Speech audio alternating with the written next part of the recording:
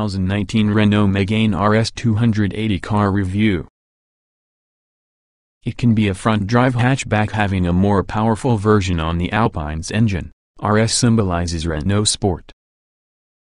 Even from the star-strewn firmament with the European high-hatch market, where buyers can feast on forbidden fruit, for example the Hyundai i30N, Peugeot 308T, and Seat Leon Cupra, along with the familiar Volkswagen GTI and Honda Civic Type R, it stands apart for its mixture of virtues. Intriguing equipment.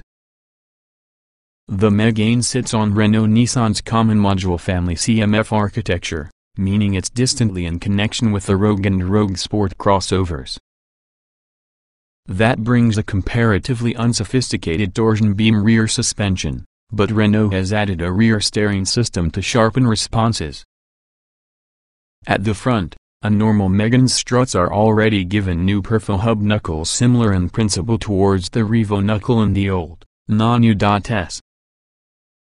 Ford Focus Street to increase separate steering and suspension functions.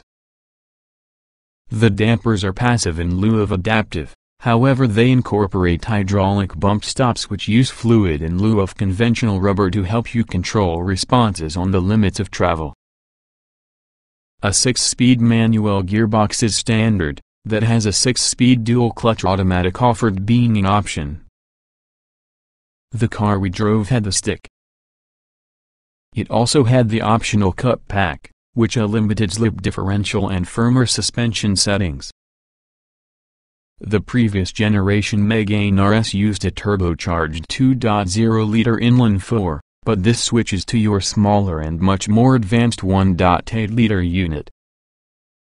It has a higher output here when compared to the A110, a decent 275 horsepower and 288 lb-ft of torque. It is effective. We estimate a 0 to 60 mph period of 5.5 seconds, but the modern engine does not have an abundance of character.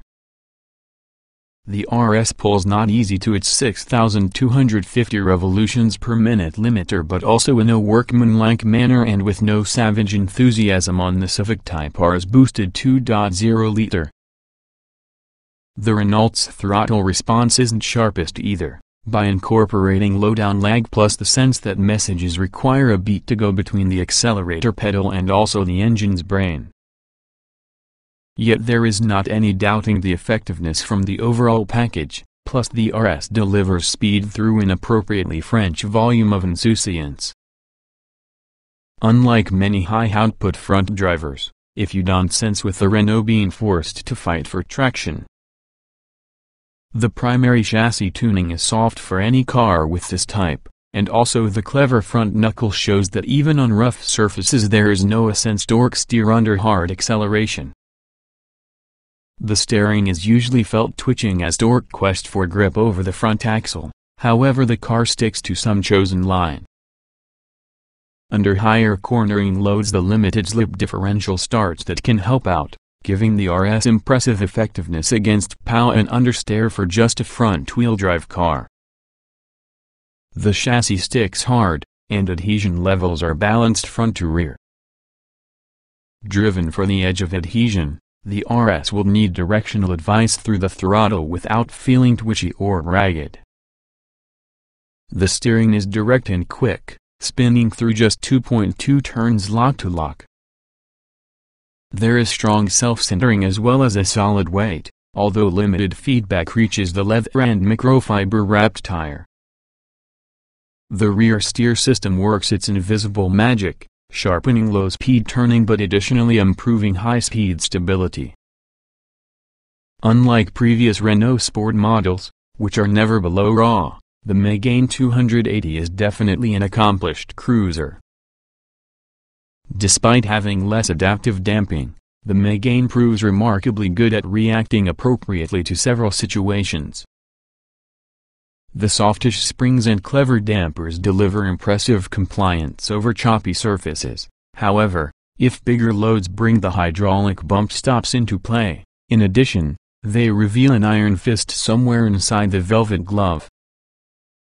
the RS shrugs off of the sort of big impacts that could make crunching contact in many firmly suspended rivals. Driven harder, it gets better, a thing that is also true with the shift action with the manual gearbox, which feels too light under gentle use but gets to be more accurate when hurried. The Renault's brakes feel happy under harder use, and also the pedal remains firm enough permitting heel-lander rev-matching downshifts. Insufficiently eccentric design. The volcanic orange paint of our own new K spec example certainly gave the RS an abundance of road presence, plus the exterior design has lots of muscular details. But we had been disappointed because of the lack with the sort of eccentricity which includes historically characterized French cars and current models like the Citroën C4 Cactus. The cabin's gray materials are drab and unexciting, the lining architecture both generic and slightly Germanic. The portrait-oriented touchscreen has become the most interesting detail, although one with none with the crisply rendered precision of Tesla's similarly oriented displays. On the plus side, the optional microfiber bucket seats tend to be comfortable and supremely supportive. The Mégane also is affected with an overabundance of driving modes, especially given the possible lack of adaptive chassis components. In addition to comfort, there's also neutral, sport, race, and perso for personal, with minimal differences beyond throttle mapping, steering weight, plus the design in the central display. Comfort, strangely, removes the tachometer. The Mégane RS 280 Cup is not as exciting to be a Civic Type R, but it's significantly cheaper in Europe.